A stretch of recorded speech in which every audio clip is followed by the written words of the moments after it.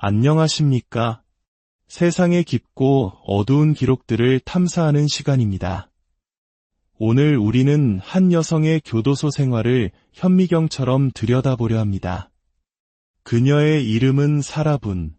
자신의 남자친구를 여행 가방에 가두어 사망에 이르게 한 일명 여행 가방 살인 사건의 범인입니다. 차가운 철창 너머에서 그녀는 어떤 삶을 살고 있을까요? 무엇을 생각하고 누구와 소통하며 자신의 세상을 구축하고 있을까요? 법의 심판은 끝났지만 한 인간의 이야기는 교도소 안에서 계속되고 있습니다.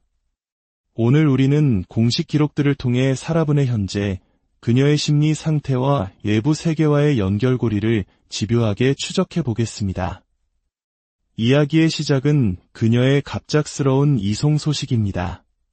지난 1월 말 사라분은 일반 교도소에서 별관 2라 불리는 곳으로 이송되었습니다. 교정시설의 별관은 보통 사형수나 무기징역수 혹은 엄중한 감시가 필요한 중범죄자들을 수용하는 특별구역을 의미합니다. 그곳은 일반 수감동과는 분리된 더 선리한 한 통제와 감시가 이루어지는 곳이죠. 왜 그녀는 이곳으로 옮겨져야만 했을까요? 많은 사람들이 가장 먼저 떠올리는 이유는 징계입니다. 혹시 그녀가 교도소 내에서 심각한 문제를 일으킨 것은 아닐까요? 저희는 사라분의 2024년 12월 30일부터 현재까지의 모든 징계 기록을 요청했습니다. 4월 24일에 발급된 공식 문서에 따르면 그녀의 징계 기록은 단 한 건도 존재하지 않았습니다. 그녀가 늘 문제를 일으키는 성향을 가졌음을 감안하면 의외의 결과이지만 적어도 공식적인 이송 사유는 징계가 아니라는 것이 명확해졌습니다.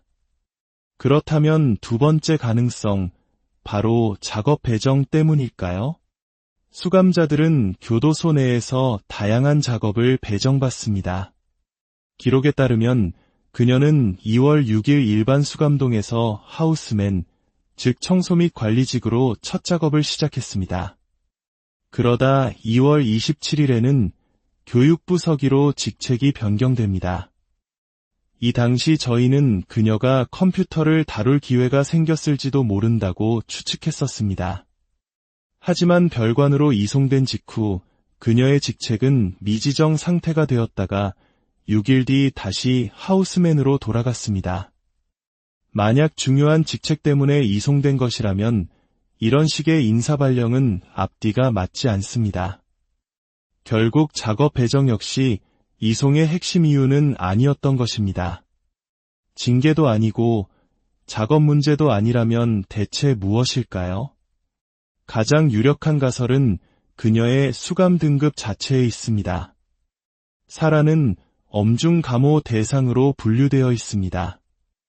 이는 탈주 위험이 높거나 사회에 큰 위협이 될 수 있는 수감자에게 부여되는 등급입니다. 아마도 교정당국은 그녀의 등급에 맞는 수용시설인 별관에 빈자리가 생기기를 기다렸다가 마침내 자리가 낮아 원칙에 따라 이송했을 가능성이 가장 큽니다. 아이러니컬하게도 대부분의 일반 수감동과 달리 사형수들이 머무는 별관에는 에어컨이 설치되어 있다고 합니다. 그녀는 아마 이 뜻밖의 혜택에 기뻐했을지도 모를 일입니다. 이제 그녀가 외부 세계와 소통하는 유일한 창구, 바로 면회 신청자 명단과 통화 기록을 살펴보겠습니다. 이것들은 그녀의 현재 인간관계와 심리 상태를 가장 적나라하게 보여주는 자료입니다. 먼저 면회 신청자 명단입니다. 놀랍게도 여러 이름이 올라와 있습니다. 과거 그녀를 물심양면으로 돕던 라나라는 인물은 이제 정보 제공용으로만 등록되어 있을 뿐 실제 면회 신청은 하지 않았습니다. 그녀의 아들 역시 마찬가지입니다. 새롭게 등장한 인물들이 눈에 띕니다. 자신을 호주 출신이라고 주장하는 니콜이라는 여성이 있습니다. 그녀는 사라의 맹목적인 지지자 중 한 명으로 보입니다. 또한 피터라는 이름의 남성도 있습니다. 그는 사라의 이야기를 다큐멘터리로 제작하겠다며 접근한 제작자로 알려져 있습니다. 그런데 그의 면회 신청 결과는 거부였습니다. 사유는 사기성 정보기재. 에미상 수상 경력이 있는 제작진과 함께 일한다며 거창하게 자신을 소개했던 인물이 교도소의 신원 조회에서는 사기성 정보라는 딱지를 받은 것입니다. 무언가 석연치 않은 부분입니다. 이외에도 브렌다와 데이비드라는 부부로 추정되는 인물들이 정신면회 승인을 받았습니다.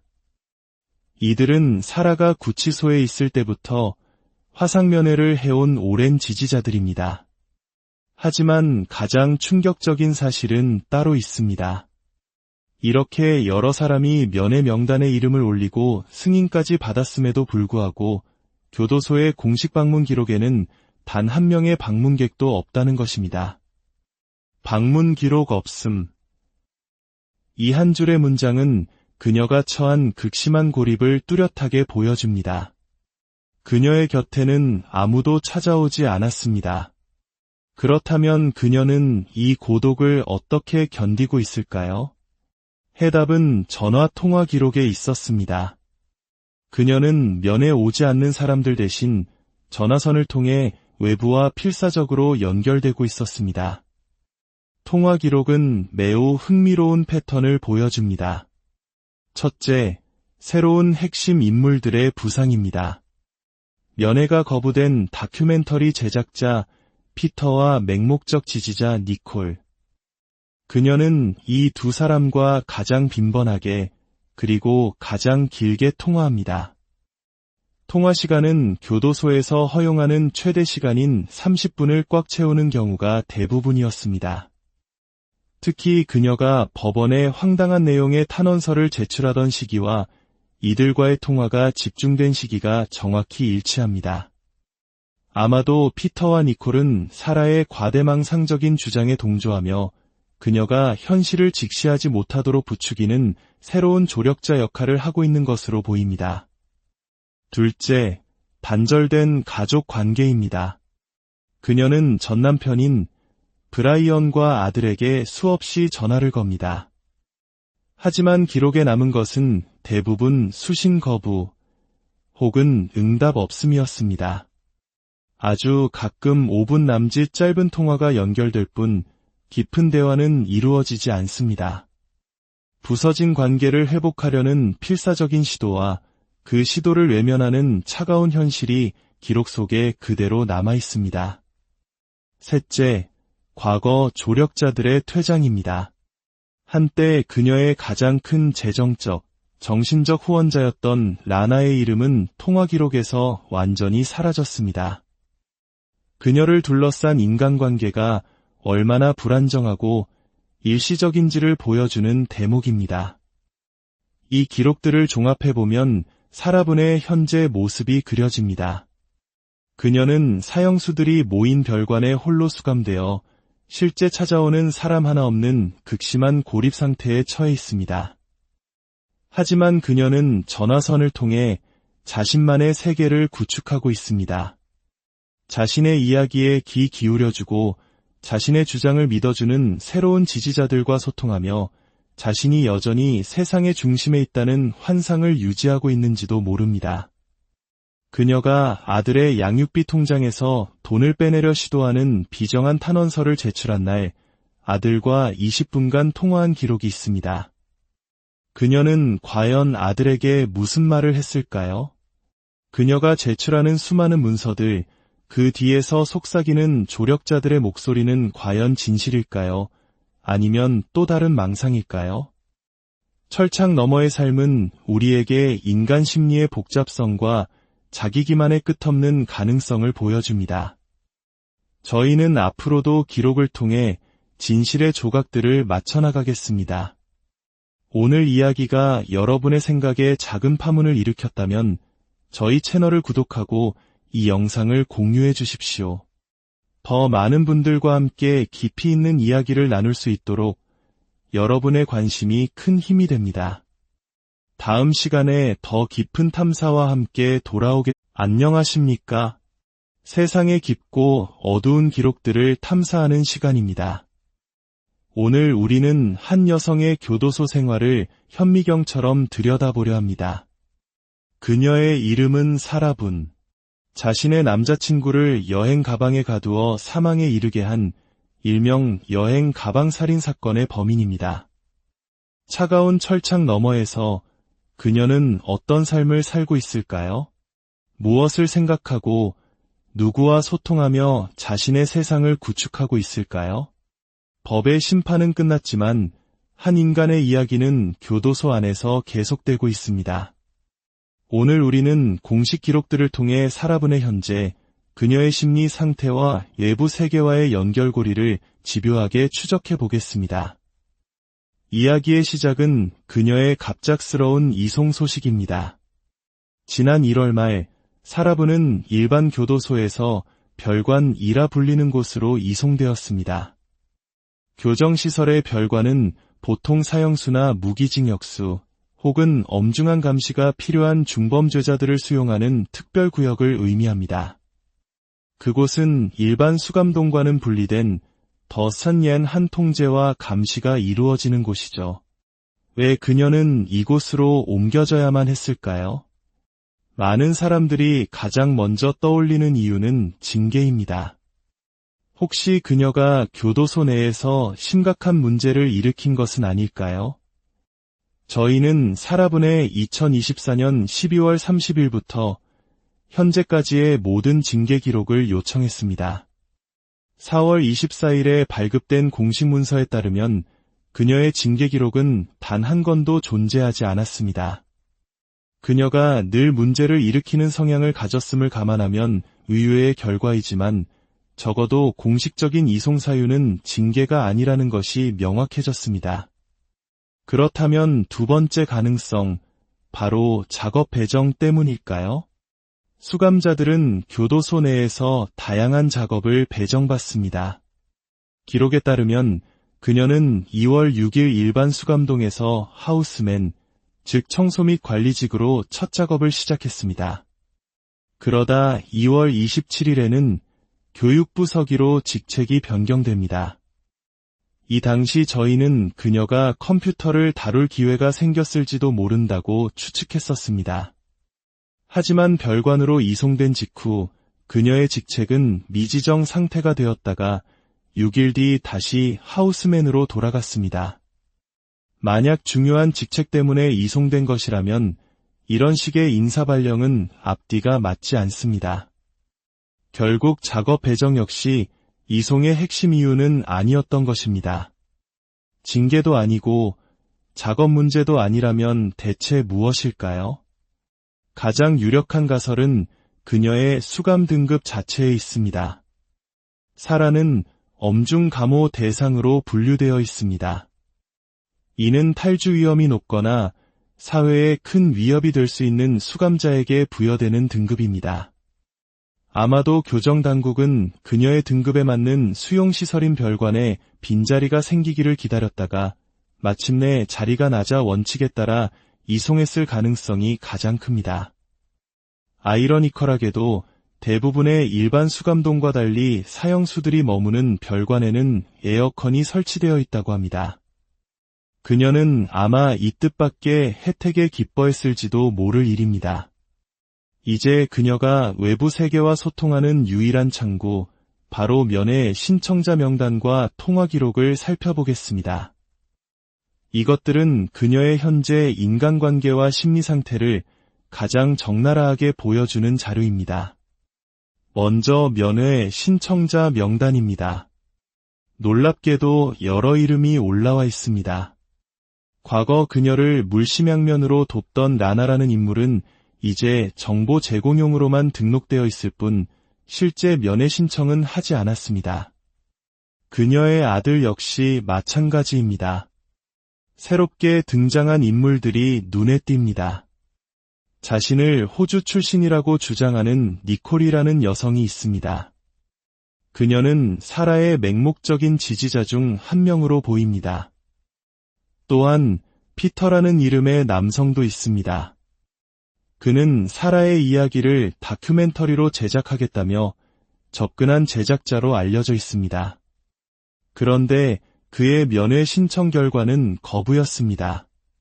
사유는 사기성 정보기재. 에미상 수상 경력이 있는 제작진과 함께 일한다며 거창하게 자신을 소개했던 인물이 교도소의 신원 조회에서는 사기성 정보라는 딱지를 받은 것입니다. 무언가 석연치 않은 부분입니다. 이외에도 브렌다와 데이비드라는 부부로 추정되는 인물들이 정신면회 승인을 받았습니다. 이들은 사라가 구치소에 있을 때부터 화상면회를 해온 오랜 지지자들입니다. 하지만 가장 충격적인 사실은 따로 있습니다. 이렇게 여러 사람이 면회 명단에 이름을 올리고 승인까지 받았음에도 불구하고 교도소의 공식 방문 기록에는 단 한 명의 방문객도 없다는 것입니다. 방문 기록 없음. 이 한 줄의 문장은 그녀가 처한 극심한 고립을 뚜렷하게 보여줍니다. 그녀의 곁에는 아무도 찾아오지 않았습니다. 그렇다면 그녀는 이 고독을 어떻게 견디고 있을까요? 해답은 전화 통화 기록에 있었습니다. 그녀는 면회 오지 않는 사람들 대신 전화선을 통해 외부와 필사적으로 연결되고 있었습니다. 통화 기록은 매우 흥미로운 패턴을 보여줍니다. 첫째, 새로운 핵심 인물들의 부상입니다. 면회가 거부된 다큐멘터리 제작자 피터와 맹목적 지지자 니콜. 그녀는 이 두 사람과 가장 빈번하게 그리고 가장 길게 통화합니다. 통화 시간은 교도소에서 허용하는 최대 시간인 30분을 꽉 채우는 경우가 대부분이었습니다. 특히 그녀가 법원에 황당한 내용의 탄원서를 제출하던 시기와 이들과의 통화가 집중된 시기가 정확히 일치합니다. 아마도 피터와 니콜은 사라의 과대망상적인 주장에 동조하며 그녀가 현실을 직시하지 못하도록 부추기는 새로운 조력자 역할을 하고 있는 것으로 보입니다. 둘째, 단절된 가족 관계입니다. 그녀는 전남편인 브라이언과 아들에게 수없이 전화를 겁니다. 하지만 기록에 남은 것은 대부분 수신 거부 혹은 응답 없음이었습니다. 아주 가끔 5분 남짓 짧은 통화가 연결될 뿐 깊은 대화는 이루어지지 않습니다. 부서진 관계를 회복하려는 필사적인 시도와 그 시도를 외면하는 차가운 현실이 기록 속에 그대로 남아 있습니다.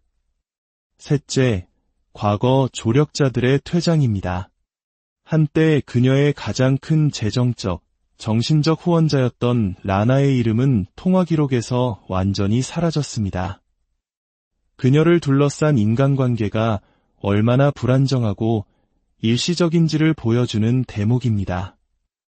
이 기록들을 종합해보면 사라분의 현재 모습이 그려집니다. 그녀는 사형수들이 모인 별관에 홀로 수감되어 실제 찾아오는 사람 하나 없는 극심한 고립 상태에 처해 있습니다. 하지만 그녀는 전화선을 통해 자신만의 세계를 구축하고 있습니다. 자신의 이야기에 귀 기울여주고 자신의 주장을 믿어주는 새로운 지지자들과 소통하며 자신이 여전히 세상의 중심에 있다는 환상을 유지하고 있는지도 모릅니다. 그녀가 아들의 양육비 통장에서 돈을 빼내려 시도하는 비정한 탄원서를 제출한 날 아들과 20분간 통화한 기록이 있습니다. 그녀는 과연 아들에게 무슨 말을 했을까요? 그녀가 제출하는 수많은 문서들, 그 뒤에서 속삭이는 조력자들의 목소리는 과연 진실일까요? 아니면 또 다른 망상일까요? 철창 너머의 삶은 우리에게 인간 심리의 복잡성과 자기 기만의 끝없는 가능성을 보여줍니다. 저희는 앞으로도 기록을 통해 진실의 조각들을 맞춰나가겠습니다. 오늘 이야기가 여러분의 생각에 작은 파문을 일으켰다면 저희 채널을 구독하고 이 영상을 공유해 주십시오. 더 많은 분들과 함께 깊이 있는 이야기를 나눌 수 있도록 여러분의 관심이 큰 힘이 됩니다. 다음 시간에 더 깊은 탐사와 함께 안녕하십니까? 세상의 깊고 어두운 기록들을 탐사하는 시간입니다. 오늘 우리는 한 여성의 교도소 생활을 현미경처럼 들여다보려 합니다. 그녀의 이름은 사라분. 자신의 남자친구를 여행 가방에 가두어 사망에 이르게 한 일명 여행 가방 살인 사건의 범인입니다. 차가운 철창 너머에서 그녀는 어떤 삶을 살고 있을까요? 무엇을 생각하고 누구와 소통하며 자신의 세상을 구축하고 있을까요? 법의 심판은 끝났지만 한 인간의 이야기는 교도소 안에서 계속되고 있습니다. 오늘 우리는 공식 기록들을 통해 사라분의 현재, 그녀의 심리 상태와 외부 세계와의 연결고리를 집요하게 추적해 보겠습니다. 이야기의 시작은 그녀의 갑작스러운 이송 소식입니다. 지난 1월 말 사라분은 일반 교도소에서 별관 2라 불리는 곳으로 이송되었습니다. 교정시설의 별관은 보통 사형수나 무기징역수 혹은 엄중한 감시가 필요한 중범죄자들을 수용하는 특별구역을 의미합니다. 그곳은 일반 수감동과는 분리된 더 선옌 한 통제와 감시가 이루어지는 곳이죠. 왜 그녀는 이곳으로 옮겨져야만 했을까요? 많은 사람들이 가장 먼저 떠올리는 이유는 징계입니다. 혹시 그녀가 교도소 내에서 심각한 문제를 일으킨 것은 아닐까요? 저희는 사라분의 2024년 12월 30일부터 현재까지의 모든 징계 기록을 요청했습니다. 4월 24일에 발급된 공식 문서에 따르면 그녀의 징계 기록은 단 한 건도 존재하지 않았습니다. 그녀가 늘 문제를 일으키는 성향을 가졌음을 감안하면 의외의 결과이지만 적어도 공식적인 이송 사유는 징계가 아니라는 것이 명확해졌습니다. 그렇다면 두 번째 가능성, 바로 작업 배정 때문일까요? 수감자들은 교도소 내에서 다양한 작업을 배정받습니다. 기록에 따르면 그녀는 2월 6일 일반 수감동에서 하우스맨, 즉 청소 및 관리직으로 첫 작업을 시작했습니다. 그러다 2월 27일에는 교육부 서기로 직책이 변경됩니다. 이 당시 저희는 그녀가 컴퓨터를 다룰 기회가 생겼을지도 모른다고 추측했었습니다. 하지만 별관으로 이송된 직후 그녀의 직책은 미지정 상태가 되었다가 6일 뒤 다시 하우스맨으로 돌아갔습니다. 만약 중요한 직책 때문에 이송된 것이라면 이런 식의 인사발령은 앞뒤가 맞지 않습니다. 결국 작업 배정 역시 이송의 핵심 이유는 아니었던 것입니다. 징계도 아니고 작업 문제도 아니라면 대체 무엇일까요? 가장 유력한 가설은 그녀의 수감 등급 자체에 있습니다. 사라는 엄중 감호 대상으로 분류되어 있습니다. 이는 탈주 위험이 높거나 사회에 큰 위협이 될 수 있는 수감자에게 부여되는 등급입니다. 아마도 교정당국은 그녀의 등급에 맞는 수용시설인 별관에 빈자리가 생기기를 기다렸다가 마침내 자리가 낮아 원칙에 따라 이송했을 가능성이 가장 큽니다. 아이러니컬하게도 대부분의 일반 수감동과 달리 사형수들이 머무는 별관에는 에어컨이 설치되어 있다고 합니다. 그녀는 아마 이 뜻밖의 혜택에 기뻐했을지도 모를 일입니다. 이제 그녀가 외부 세계와 소통하는 유일한 창구, 바로 면회 신청자 명단과 통화 기록을 살펴보겠습니다. 이것들은 그녀의 현재 인간관계와 심리 상태를 가장 적나라하게 보여주는 자료입니다. 먼저 면회 신청자 명단입니다. 놀랍게도 여러 이름이 올라와 있습니다. 과거 그녀를 물심양면으로 돕던 라나라는 인물은 이제 정보 제공용으로만 등록되어 있을 뿐 실제 면회 신청은 하지 않았습니다. 그녀의 아들 역시 마찬가지입니다. 새롭게 등장한 인물들이 눈에 띕니다. 자신을 호주 출신이라고 주장하는 니콜이라는 여성이 있습니다. 그녀는 사라의 맹목적인 지지자 중 한 명으로 보입니다. 또한 피터라는 이름의 남성도 있습니다. 그는 사라의 이야기를 다큐멘터리로 제작하겠다며 접근한 제작자로 알려져 있습니다. 그런데 그의 면회 신청 결과는 거부였습니다. 사유는 사기성 정보기재. 에미상 수상 경력이 있는 제작진과 함께 일한다며 거창하게 자신을 소개했던 인물이 교도소의 신원 조회에서는 사기성 정보라는 딱지를 받은 것입니다. 무언가 석연치 않은 부분입니다. 이외에도 브렌다와 데이비드라는 부부로 추정되는 인물들이 정신면회 승인을 받았습니다. 이들은 사라가 구치소에 있을 때부터 화상면회를 해온 오랜 지지자들입니다. 하지만 가장 충격적인 사실은 따로 있습니다. 이렇게 여러 사람이 면회 명단에 이름을 올리고 승인까지 받았음에도 불구하고 교도소의 공식 방문 기록에는 단 한 명의 방문객도 없다는 것입니다. 방문 기록 없음.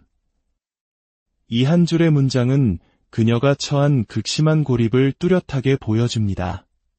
그녀의 곁에는 아무도 찾아오지 않았습니다. 그렇다면 그녀는 이 고독을 어떻게 견디고 있을까요? 해답은 전화 통화 기록에 있었습니다.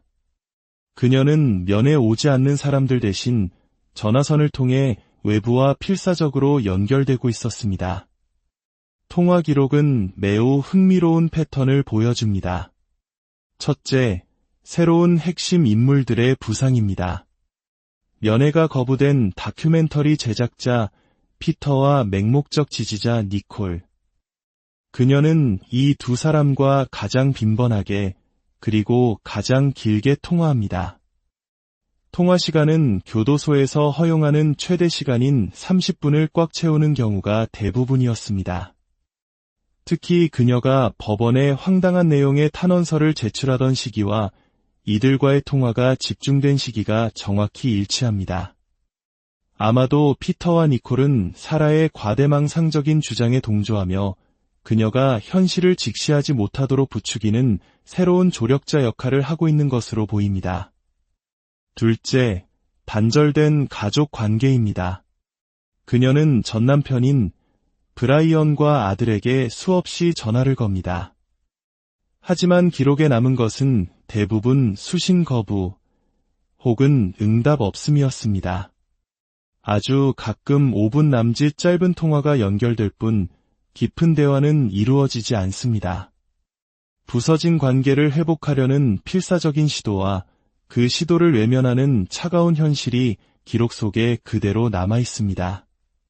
셋째, 과거 조력자들의 퇴장입니다. 한때 그녀의 가장 큰 재정적, 정신적 후원자였던 라나의 이름은 통화 기록에서 완전히 사라졌습니다. 그녀를 둘러싼 인간관계가 얼마나 불안정하고 일시적인지를 보여주는 대목입니다. 이 기록들을 종합해보면 사라분의 현재 모습이 그려집니다.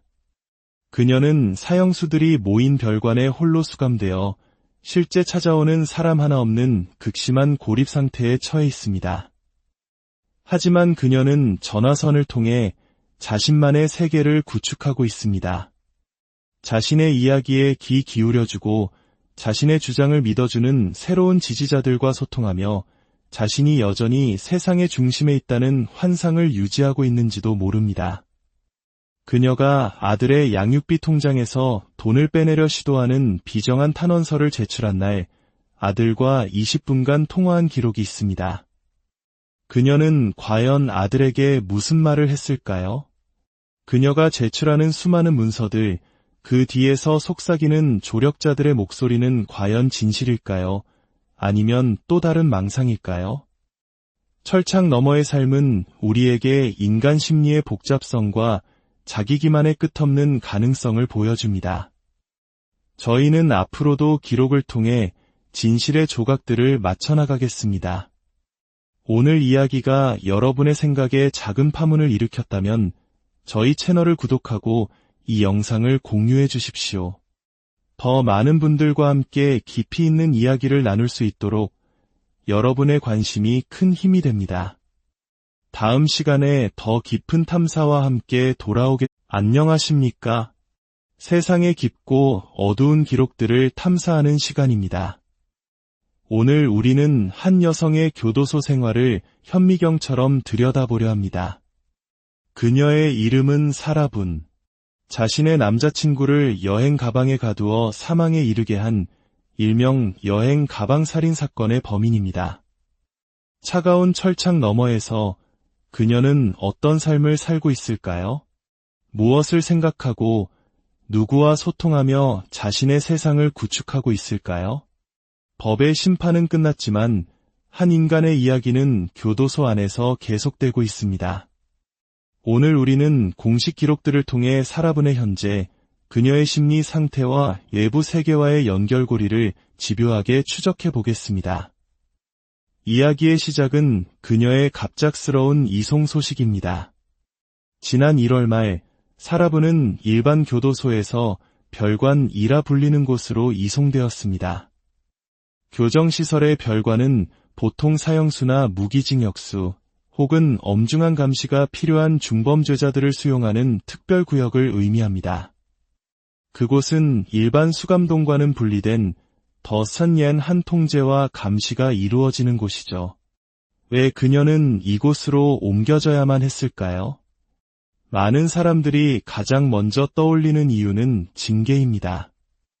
혹시 그녀가 교도소 내에서 심각한 문제를 일으킨 것은 아닐까요? 저희는 사라분의 2024년 12월 30일부터 현재까지의 모든 징계 기록을 요청했습니다. 4월 24일에 발급된 공식 문서에 따르면 그녀의 징계 기록은 단 한 건도 존재하지 않았습니다.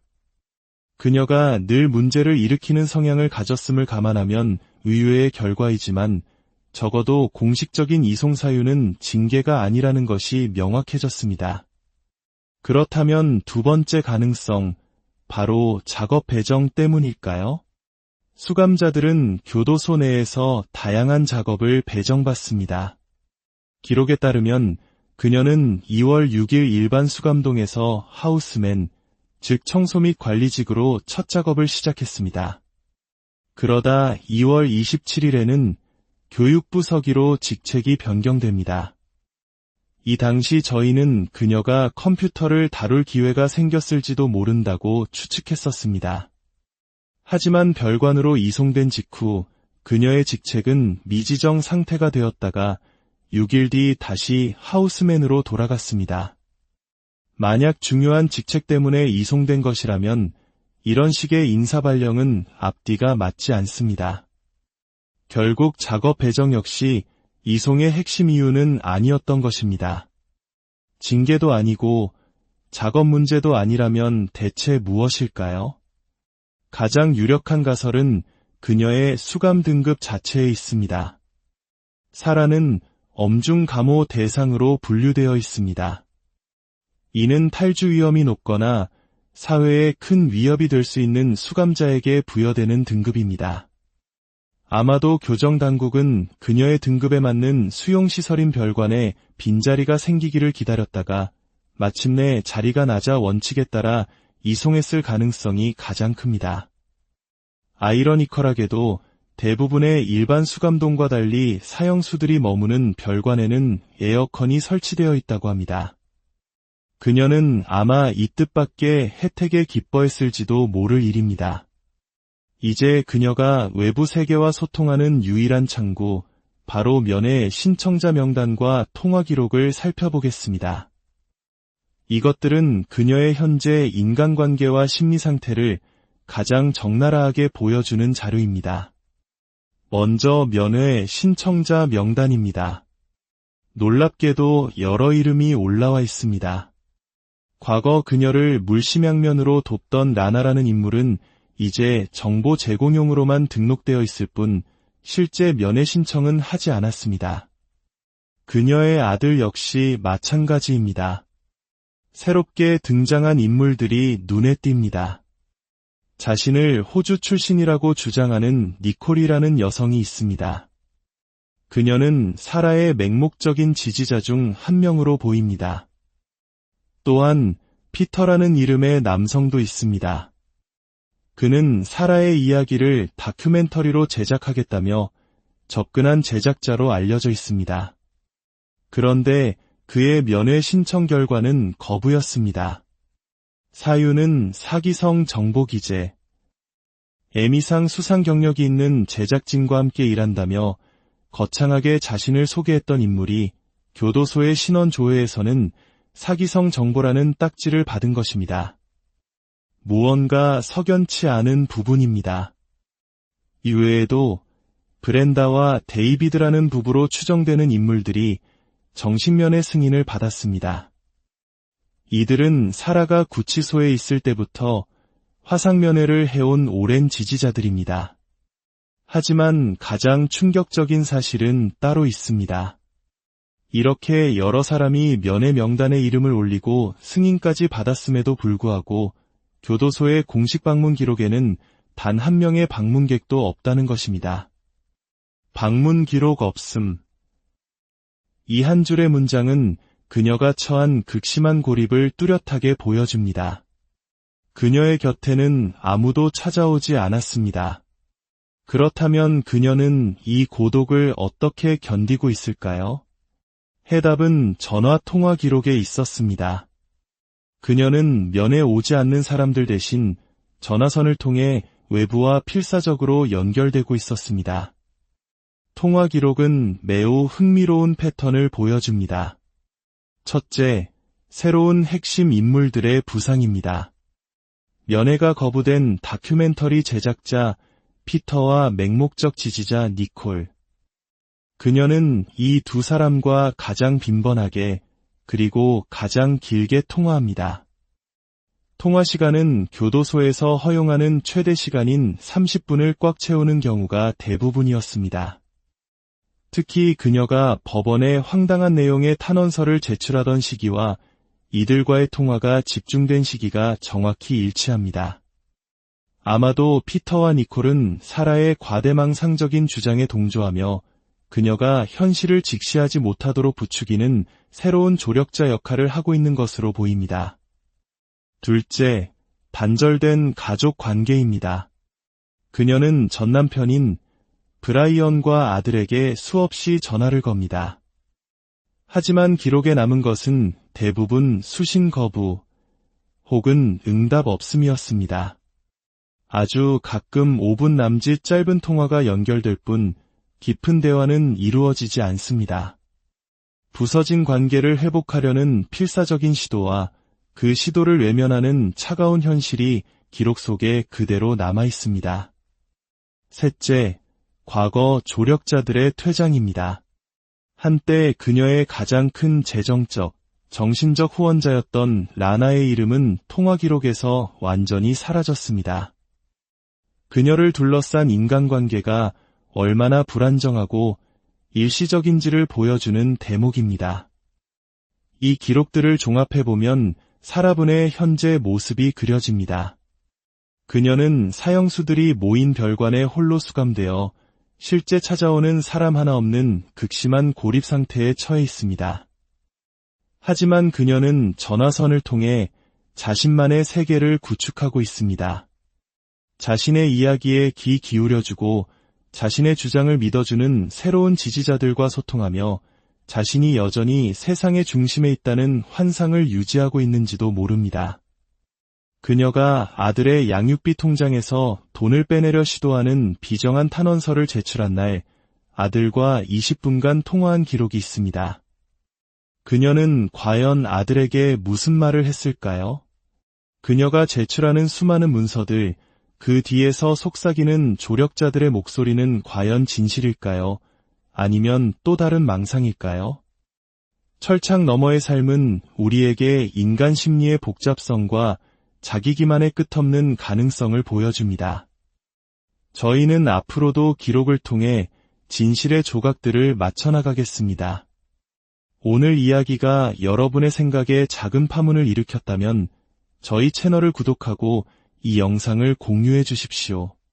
더 많은 분들과 함께 깊이 있는 이야기를 나눌 수 있도록 여러분의 관심이 큰 힘이 됩니다.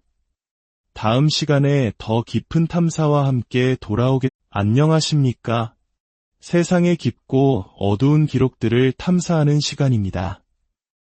오늘 우리는 한 여성의 교도소 생활을 현미경처럼 들여다보려 합니다. 그녀의 이름은 사라분. 자신의 남자친구를 여행 가방에 가두어 사망에 이르게 한 일명 여행 가방 살인 사건의 범인입니다. 차가운 철창 너머에서 그녀는 어떤 삶을 살고 있을까요? 무엇을 생각하고 누구와 소통하며 자신의 세상을 구축하고 있을까요? 법의 심판은 끝났지만 한 인간의 이야기는 교도소 안에서 계속되고 있습니다.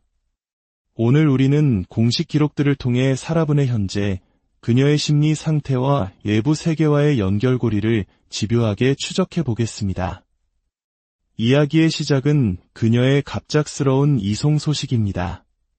지난 1월 말 사라분은 일반 교도소에서 별관 2라 불리는 곳으로 이송되었습니다. 교정시설의 별관은 보통 사형수나 무기징역수 혹은 엄중한 감시가 필요한 중범죄자들을 수용하는 특별구역을 의미합니다. 그곳은 일반 수감동과는 분리된 더 산옌 한 통제와 감시가 이루어지는 곳이죠. 왜 그녀는 이곳으로 옮겨져야만 했을까요? 많은 사람들이 가장 먼저 떠올리는 이유는 징계입니다. 혹시 그녀가 교도소 내에서 심각한 문제를 일으킨 것은 아닐까요? 저희는 사라분의 2024년 12월 30일부터 현재까지의 모든 징계 기록을 요청했습니다. 4월 24일에 발급된 공식 문서에 따르면 그녀의 징계 기록은 단 한 건도 존재하지 않았습니다. 그녀가 늘 문제를 일으키는 성향을 가졌음을 감안하면 의외의 결과이지만 적어도 공식적인 이송 사유는 징계가 아니라는 것이 명확해졌습니다. 그렇다면 두 번째 가능성, 바로 작업 배정 때문일까요? 수감자들은 교도소 내에서 다양한 작업을 배정받습니다. 기록에 따르면 그녀는 2월 6일 일반 수감동에서 하우스맨, 즉 청소 및 관리직으로 첫 작업을 시작했습니다. 그러다 2월 27일에는 교육부 서기로 직책이 변경됩니다. 이 당시 저희는 그녀가 컴퓨터를 다룰 기회가 생겼을지도 모른다고 추측했었습니다. 하지만 별관으로 이송된 직후 그녀의 직책은 미지정 상태가 되었다가 6일 뒤 다시 하우스맨으로 돌아갔습니다. 만약 중요한 직책 때문에 이송된 것이라면 이런 식의 인사발령은 앞뒤가 맞지 않습니다. 결국 작업 배정 역시 이송의 핵심 이유는 아니었던 것입니다. 징계도 아니고 작업 문제도 아니라면 대체 무엇일까요? 가장 유력한 가설은 그녀의 수감 등급 자체에 있습니다. 사라는 엄중 감호 대상으로 분류되어 있습니다. 이는 탈주 위험이 높거나 사회에 큰 위협이 될 수 있는 수감자에게 부여되는 등급입니다. 아마도 교정당국은 그녀의 등급에 맞는 수용시설인 별관에 빈자리가 생기기를 기다렸다가 마침내 자리가 낮아 원칙에 따라 이송했을 가능성이 가장 큽니다. 아이러니컬하게도 대부분의 일반 수감동과 달리 사형수들이 머무는 별관에는 에어컨이 설치되어 있다고 합니다. 그녀는 아마 이 뜻밖의 혜택에 기뻐했을지도 모를 일입니다. 이제 그녀가 외부 세계와 소통하는 유일한 창구, 바로 면회 신청자 명단과 통화 기록을 살펴보겠습니다. 이것들은 그녀의 현재 인간관계와 심리 상태를 가장 적나라하게 보여주는 자료입니다.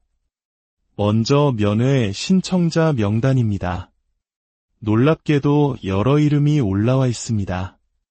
과거 그녀를 물심양면으로 돕던 라나라는 인물은 이제 정보 제공용으로만 등록되어 있을 뿐 실제 면회 신청은 하지 않았습니다. 그녀의 아들 역시 마찬가지입니다. 새롭게 등장한 인물들이 눈에 띕니다. 자신을 호주 출신이라고 주장하는 니콜이라는 여성이 있습니다. 그녀는 사라의 맹목적인 지지자 중 한 명으로 보입니다. 또한 피터라는 이름의 남성도 있습니다. 그는 사라의 이야기를 다큐멘터리로 제작하겠다며 접근한 제작자로 알려져 있습니다.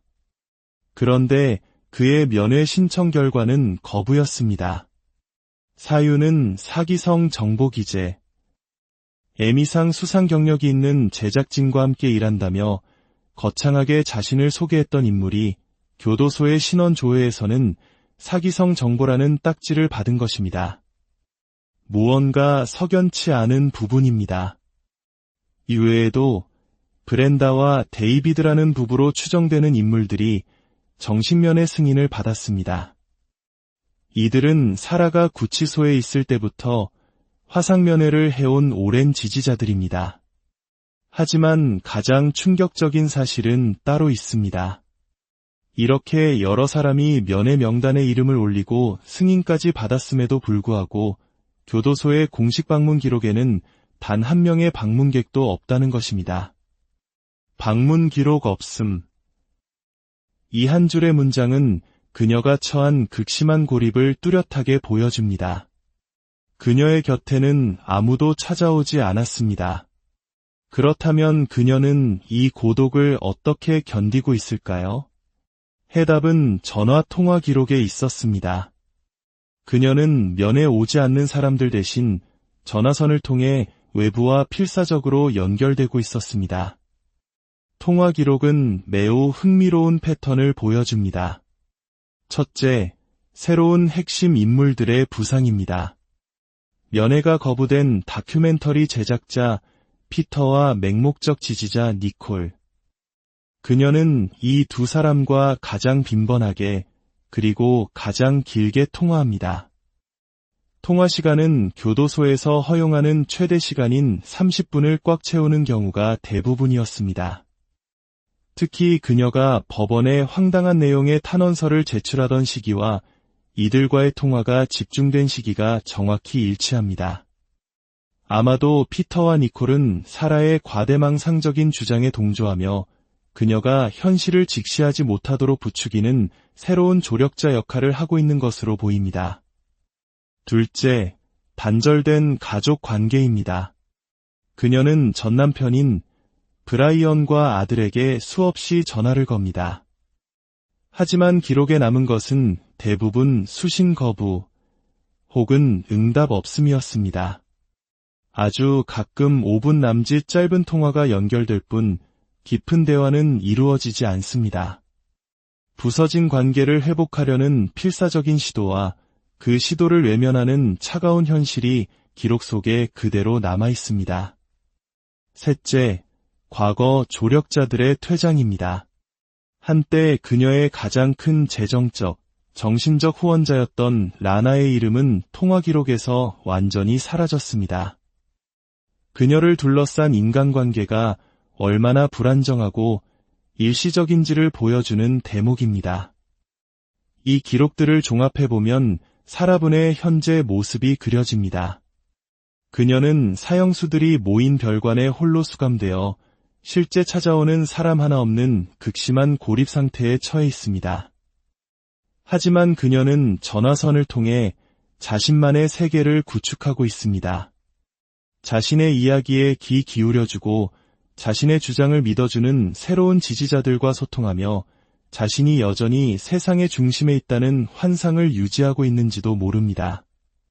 그녀가 아들의 양육비 통장에서 돈을 빼내려 시도하는 비정한 탄원서를 제출한 날 아들과 20분간 통화한 기록이 있습니다. 그녀는 과연 아들에게 무슨 말을 했을까요? 그녀가 제출하는 수많은 문서들, 그 뒤에서 속삭이는 조력자들의 목소리는 과연 진실일까요? 아니면 또 다른 망상일까요? 철창 너머의 삶은 우리에게 인간 심리의 복잡성과 자기 기만의 끝없는 가능성을 보여줍니다. 저희는 앞으로도 기록을 통해 진실의 조각들을 맞춰나가겠습니다. 오늘 이야기가 여러분의 생각에 작은 파문을 일으켰다면 저희 채널을 구독하고 이 영상을 공유해 주십시오. 더 많은 분들과 함께 깊이 있는 이야기를 나눌 수 있도록 여러분의 관심이 큰 힘이 됩니다. 다음 시간에 더 깊은 탐사와 함께 안녕하십니까? 세상의 깊고 어두운 기록들을 탐사하는 시간입니다. 오늘 우리는 한 여성의 교도소 생활을 현미경처럼 들여다보려 합니다. 그녀의 이름은 사라분. 자신의 남자친구를 여행 가방에 가두어 사망에 이르게 한 일명 여행 가방 살인 사건의 범인입니다. 차가운 철창 너머에서 그녀는 어떤 삶을 살고 있을까요? 무엇을 생각하고 누구와 소통하며 자신의 세상을 구축하고 있을까요? 법의 심판은 끝났지만 한 인간의 이야기는 교도소 안에서 계속되고 있습니다. 오늘 우리는 공식 기록들을 통해 사라분의 현재, 그녀의 심리 상태와 외부 세계와의 연결고리를 집요하게 추적해 보겠습니다. 이야기의 시작은 그녀의 갑작스러운 이송 소식입니다. 지난 1월 말 사라분은 일반 교도소에서 별관 2라 불리는 곳으로 이송되었습니다. 교정시설의 별관은 보통 사형수나 무기징역수 혹은 엄중한 감시가 필요한 중범죄자들을 수용하는 특별구역을 의미합니다. 그곳은 일반 수감동과는 분리된 더 선예한 한 통제와 감시가 이루어지는 곳이죠. 왜 그녀는 이곳으로 옮겨져야만 했을까요? 많은 사람들이 가장 먼저 떠올리는 이유는 징계입니다. 혹시 그녀가 교도소 내에서 심각한 문제를 일으킨 것은 아닐까요? 저희는 사라분의 2024년 12월 30일부터 현재까지의 모든 징계 기록을 요청했습니다. 4월 24일에 발급된 공식 문서에 따르면 그녀의 징계 기록은 단 한 건도 존재하지 않았습니다. 그녀가 늘 문제를 일으키는 성향을 가졌음을 감안하면 의외의 결과이지만 적어도 공식적인 이송 사유는 징계가 아니라는 것이 명확해졌습니다. 그렇다면 두 번째 가능성, 바로 작업 배정 때문일까요? 수감자들은 교도소 내에서 다양한 작업을 배정받습니다. 기록에 따르면 그녀는 2월 6일 일반 수감동에서 하우스맨, 즉 청소 및 관리직으로 첫 작업을 시작했습니다. 그러다 2월 27일에는 교육부 서기로 직책이 변경됩니다. 이 당시 저희는 그녀가 컴퓨터를 다룰 기회가 생겼을지도 모른다고 추측했었습니다. 하지만 별관으로 이송된 직후 그녀의 직책은 미지정 상태가 되었다가 6일 뒤 다시 하우스맨으로 돌아갔습니다. 만약 중요한 직책 때문에 이송된 것이라면 이런 식의 인사발령은 앞뒤가 맞지 않습니다. 결국 작업 배정 역시 이송의 핵심 이유는 아니었던 것입니다. 징계도 아니고 작업 문제도 아니라면 대체 무엇일까요? 가장 유력한 가설은 그녀의 수감 등급 자체에 있습니다. 사라는 엄중 감호 대상으로 분류되어 있습니다. 이는 탈주 위험이 높거나 사회에 큰 위협이 될 수 있는 수감자에게 부여되는 등급입니다. 아마도 교정당국은 그녀의 등급에 맞는 수용시설인 별관에 빈자리가 생기기를 기다렸다가 마침내 자리가 낮아 원칙에 따라 이송했을 가능성이 가장 큽니다. 아이러니컬하게도 대부분의 일반 수감동과 달리 사형수들이 머무는 별관에는 에어컨이 설치되어 있다고 합니다. 그녀는 아마 이 뜻밖의 혜택에 기뻐했을지도 모를 일입니다. 이제 그녀가 외부 세계와 소통하는 유일한 창구, 바로 면회 신청자 명단과 통화 기록을 살펴보겠습니다. 이것들은 그녀의 현재 인간관계와 심리 상태를 가장 적나라하게 보여주는 자료입니다. 먼저 면회 신청자 명단입니다. 놀랍게도 여러 이름이 올라와 있습니다. 과거 그녀를 물심양면으로 돕던 라나라는 인물은 이제 정보 제공용으로만 등록되어 있을 뿐 실제 면회 신청은 하지 않았습니다. 그녀의 아들 역시 마찬가지입니다.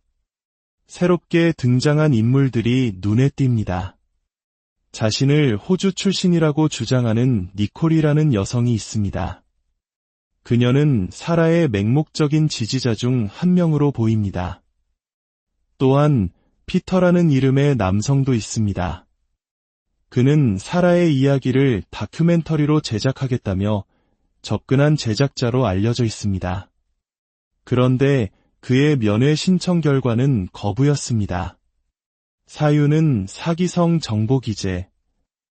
에미상 수상 경력이 있는 제작진과 함께 일한다며 거창하게 자신을 소개했던 인물이 교도소의 신원 조회에서는 사기성 정보라는 딱지를 받은 것입니다. 무언가 석연치 않은 부분입니다. 이외에도 브렌다와 데이비드라는 부부로 추정되는 인물들이 정신면회 승인을 받았습니다. 이들은 사라가 구치소에 있을 때부터 화상면회를 해온 오랜 지지자들입니다. 하지만 가장 충격적인 사실은 따로 있습니다. 이렇게 여러 사람이 면회 명단에 이름을 올리고 승인까지 받았음에도 불구하고 교도소의 공식 방문 기록에는 단 한 명의 방문객도 없다는 것입니다. 방문 기록 없음. 이 한 줄의 문장은 그녀가 처한 극심한 고립을 뚜렷하게 보여줍니다. 그녀의 곁에는 아무도 찾아오지 않았습니다. 그렇다면 그녀는 이 고독을 어떻게 견디고 있을까요? 해답은 전화 통화 기록에 있었습니다. 그녀는 면회 오지 않는 사람들 대신 전화선을 통해 외부와 필사적으로 연결되고 있었습니다. 통화 기록은 매우 흥미로운 패턴을 보여줍니다. 첫째, 새로운 핵심 인물들의 부상입니다. 면회가 거부된 다큐멘터리 제작자 피터와 맹목적 지지자 니콜. 그녀는 이 두 사람과 가장 빈번하게 그리고 가장 길게 통화합니다. 통화 시간은 교도소에서 허용하는 최대 시간인 30분을 꽉 채우는 경우가 대부분이었습니다. 특히 그녀가 법원에 황당한 내용의 탄원서를 제출하던 시기와 이들과의 통화가 집중된 시기가 정확히 일치합니다. 아마도 피터와 니콜은 사라의 과대망상적인 주장에 동조하며 그녀가 현실을 직시하지 못하도록 부추기는 새로운 조력자 역할을 하고 있는 것으로 보입니다. 둘째, 단절된 가족 관계입니다. 그녀는 전남편인 브라이언과 아들에게 수없이 전화를 겁니다. 하지만 기록에 남은 것은 대부분 수신 거부 혹은 응답 없음이었습니다. 아주 가끔 5분 남짓 짧은 통화가 연결될 뿐 깊은 대화는 이루어지지 않습니다. 부서진 관계를 회복하려는 필사적인 시도와 그 시도를 외면하는 차가운 현실이 기록 속에 그대로 남아 있습니다.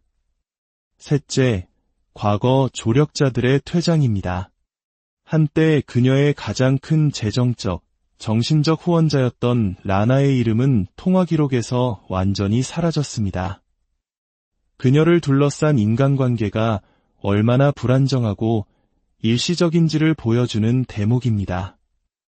이 기록들을 종합해보면 사라분의 현재 모습이 그려집니다. 그녀는 사형수들이 모인 별관에 홀로 수감되어 실제 찾아오는 사람 하나 없는 극심한 고립 상태에 처해 있습니다.